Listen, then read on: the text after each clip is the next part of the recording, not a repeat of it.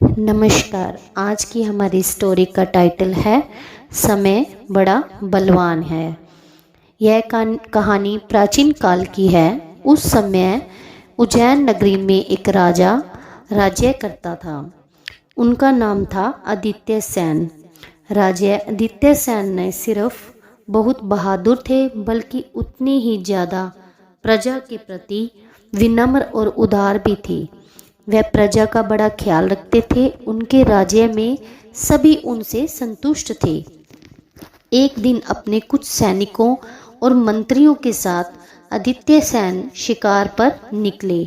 एक शिकार पीछे करते करते राजा आदित्य सेन अपने साथियों से अलग हो गए। तो रास्ता भटक जाने से उन्हें रास्ता नहीं सूझ रहा था कि उन्हें किधर जाना है। तो राजा आदित्य सेन का बुरा हाल था। भयानक जंगल में किधर जाएं, उन्हें रास्ता ही नहीं सूझ रहा था। वह थकान के साथ भूख और प्यास से भी बेहाल हो रहे थे। तो इतने में ही उनको कहीं एक रास्ता थोड़ा नज़र तो आता है, लेकिन वो फिर भी जान नहीं पाते कि मैं किधर जाऊं। तो उन्होंने मन को शांत किया और घने पेड़ के नीचे जाकर बैठ गए। सोचा कुछ देर आराम करने के बाद दोबारा रास्ता तलाश करूंगा। और यह सभी उपाय भी था। और शांत मन और मस्तिष्क से समस्या का निदान अक्सर हो जाता है। सैनिकों और मंत्रियों को भी राजा की चिंता हो रही थी। वह उन्हें तलाशने लगे। काफ़ी तलाशने के बाद भी अब राजा का अता पता नहीं चल रहा था। तो सैनिक और मंत्री यह सोचते हुए राजधानी की राह पकड़ी और शायद महाराज सीधे वहीं पहुंच गए हों। सूरज डूबने को हो गया। राजा शांत मन से उठे और घोड़े के आगे जाकर प्रार्थना की मुद्रा में उससे कहा, मेरे प्यारे अश्व, तुम्हारी समझदारी और स्वामी भक्ति के किस्से दुनिया भर में मशहूर हैं। तुम ही अब मेरी समस्या का निदान करो और मुझे कोई इस वीरान जंगल से बाहर लेकर कोई रास्ता निकालो। अब तुम्हारे और भगवान के सिवा मेरा कोई भी नहीं है। यह कहने के साथ ही राजा आदित्य सेन घोड़े पर सवार हो गए और घोड़ा एक तरफ चल पड़ा। घोड़ा सूझबूझ वाला था। कुछ देर बाद वह राजा को घने जंगल से लेकर बाहर आ गया। राजा को थोड़ा सुकून मिला और अब संकट की घड़ी थोड़ी टल भी गई। राजा को कुछ दूरी पर एक रोशनी सी नजर आई। समझदार घोड़ा खुद ब खुद उधर ही बढ़ चला। कुछ देर जाने के बाद राजा आदित्य सेन को एक कुटिया नजर आई। यह देखकर राजा मन ही मन प्रसन्न हो गए। वह घोड़े से उतरे और जब समीप जाकर देखा तो पाया कि एक आश्रम था। उन्होंने द्वार पर खड़े होकर मदद के लिए आवाज़ लगाई, अरे भाई, कोई है? मैं एक भटका हुआ राही हूँ।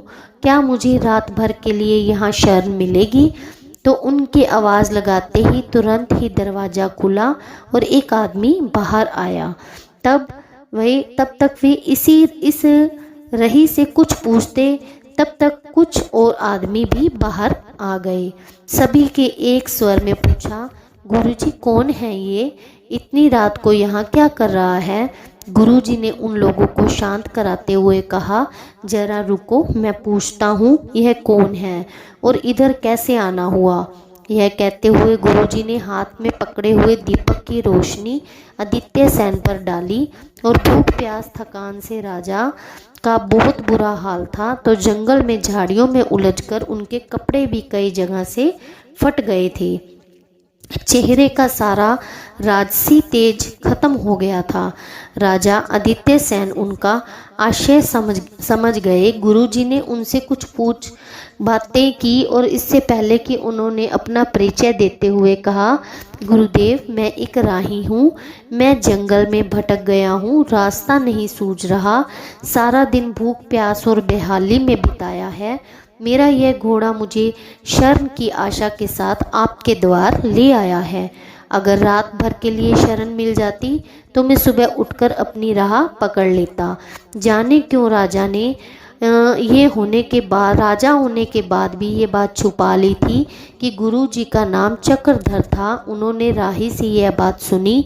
वे समझ गए कि यह व्यक्ति मुसीबत का मारा है, इसे शरण देना उनका कर्तव्य है। उन्होंने कहा, अतिथि तो हमारे लिए भगवान जैसा होता है, आप घोड़े को बाहर बांधकर अंदर आ जाइए। इतना सुनते ही उनके शिष्यों ने कहा, गुरुजी, यह आप क्या कर रहे हैं? ये आदमी डाकू भी हो सकता है और झूठ मूठ अपनी बुरी दशा बताकर अंदर आ गया हो, रात में हमें लूट कर भी ले जा सकता है। गुरुजी ने शिष्यों से कहा, तुम्हें ऐसा नहीं सोचना चाहिए।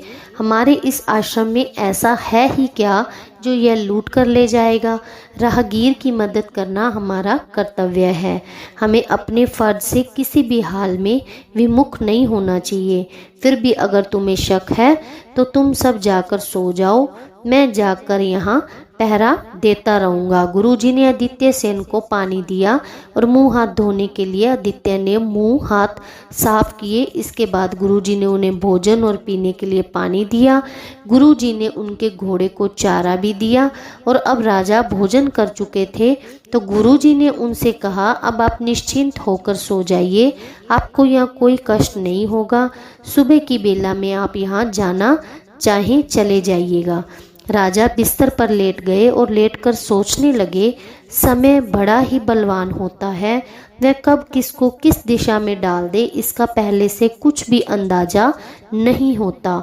मैं प्रजा का दिल से ख्याल रखने वाला हूँ, राजा हूँ, चोर डाकुओं का और शत्रुओं का नाश करने वाला हूँ। कहीं मैं ही चोर या डाकू तो नहीं?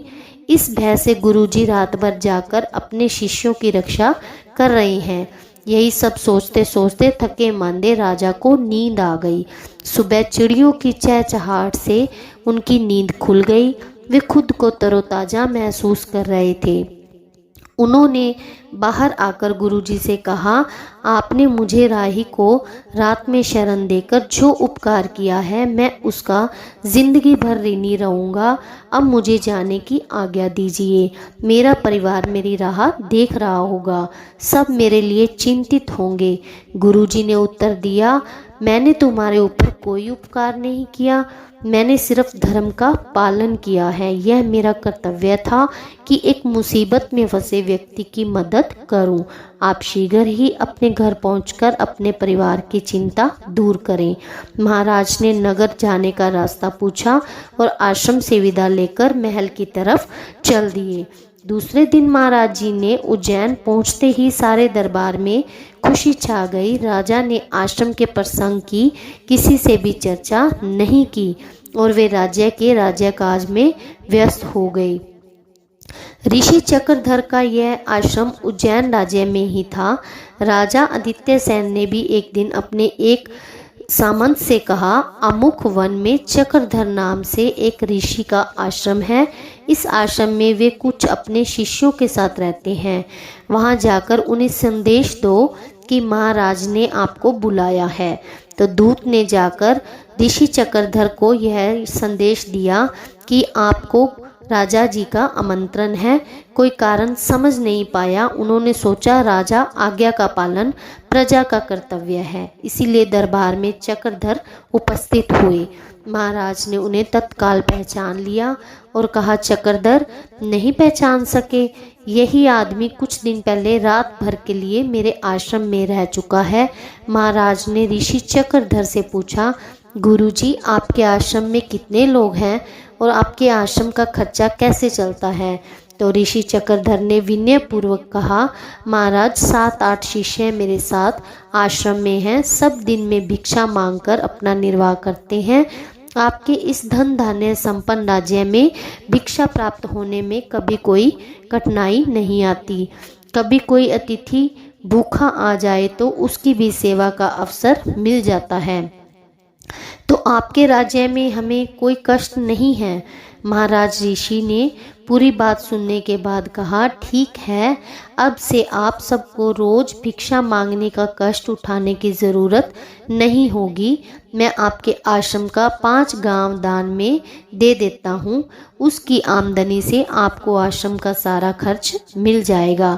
अपने शिष्यों की तरफ से निश्चिंत होकर अब आप हमारे दरबार में ही रहिए। अचानक हुई महाराज की इस कृपा का रहस्य ऋषि चक्रधर को पता नहीं चल पाया। ऋषि चक्रधर दरबार में रहने लगे। दूसरी तरफ आश्रम वासियों को गांव की आय होने से भिक्षा मांगने से भी छुटकारा मिल गया। बिना मेहनत किए आश्रम से खूब धन संपत्ति मिलने पर आश्रम के शिष्य बहुत उदंड और विलासी हो गए थे। कुछ दिनों बाद हालात यह हुई कि धन संपत्ति के बंटवारे को लेकर आपस में लड़ने झगड़ने भी लग गए। एक दिन ऋषि चक्रधर ने राजा आदित्य सेन से कहा, महाराज आज्ञा दें तो एक बार जाकर मैं आश्रम की दशा देखाऊं, तो अपने शिष्यों को देखकर मुझे खुशी होगी। तो राजा ने उन्हें जाने की आज्ञा दी। ऋषि चक्रधर जब आश्रम पहुंचे तो उनके शिष्यों का उनका वहां आना बुरा लगा। शिष्यों को क्यों बुरा लगा? उन लोगों ने सोचा कि गुरु जी भी हमारी आमदनी से हिस्सा बटाने तो नहीं आए। धन संपत्ति को लेकर उनकी आपस की लड़ाई देखकर ऋषि चक्रधर को घोर दुख पहुंचा। उन्होंने अपने शिष्यों को बुलाया और उन्हें समझाते हुए कहा कि तुम सब आपस में अपना एक मुखिया चुन लो, उनकी सलाह से सब मिलजुल कर काम करो। इस तरह से आपस में लड़ाई झगड़े से बचकर कुछ परोपकार का काम भी किया करो। अब वे लोग भिक्षा मांगने वाले तो थे नहीं, कोई किसी का मुखिया मानने को तैयार नहीं था। आखिर में उनसे नाराज होकर ऋषि भी वापस दरबार में आ गए। राजा सेन ने महसूस किया कि जब से ऋषि चक्रधर आश्रम से लौटकर आए हैं वह कुछ उदास हैं और दुखी हैं। राजा ने एक दिन एकांत में उनके दुख और उदासी का कारण पूछा तो ऋषि जी ने उन्हें सारी बात सच सच बता दी। पूरी बात सुनने के बाद राजा आदित्य सेन ने कहा, गुरुजी आप दोबारा आश्रम में जाइए, मैं पता कराऊंगा कि ऐसी स्थिति क्यों हुई। चक्रधर फिर आश्रम में आ गए। एक दिन आदित्य सेन ने एक भिक्षु का भेष धरा और आश्रम में आ गए। भिक्षा के नाम पर आश्रम वासियों से फटकारते हुए कहा, भाग जाओ यहाँ से भिख मंगे कहीं के, तो तुम्हें कोई भिक्षा नहीं मिलेगी। ऋषि चक्रधर ने यह सब कुछ अपनी आंखों से देखा, लेकिन तत्काल कुछ कह नहीं सके। भिखारी जब फिर भी ना हटा तो एक आश्रमवासी उसे मारने के लिए दौड़ा। तभी अचानक भिखारी ने अपना ऊपरी फटा कपड़ा उतार फेंका। अब वह एक राजा के कपड़ों में सामने खड़े थे। राजा को देखकर शिष्य घबरा गया और वहीं ठिठक कर रुक गया, मानो मूर्ति बन गया हो। वहीं फटी फटी आंखों से राजा को देख रहा था। राजा आदित्य सेन ने उसकी तरफ ध्यान दिए बिना ऋषि चक्रधर से कहा, गुरुजी मैं राजा आदित्य सेन स्वयं इनकी परीक्षा लेने आया था। यह स्थिति देखकर मुझे बहुत दुख हुआ। सहज मिली हुई संपत्ति और गुरु के अभाव में यह सब शिष्य विलासी और उदंड हो गए हैं। जैसे प्रजा की देखभाल के लिए एक राजा का होना जरूरी है, उसी तरह आश्रम में एक गुरु का होना भी जरूरी है। आपकी शिक्षा के बिना यह सभी शिष्य भटक गए हैं।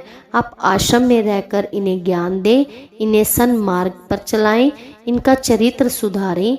यह बातें कहकर राजा आश्रम में चले गए। ऋषि चक्रधर फिर से आश्रम में रहने लगे। दोस्तों, आशा है कि आपको मेरी स्टोरी काफ़ी पसंद आई होगी। तो इसमें अंत में यही सोचकर हम चलते हैं कि समय वाकई में ही बहुत बलवान होता है और समय एक दिन सामने ज़रूर आता है। जो भी हमारे साथ बीतता है उसके पीछे कुछ ना कुछ राज अवश्य होता है।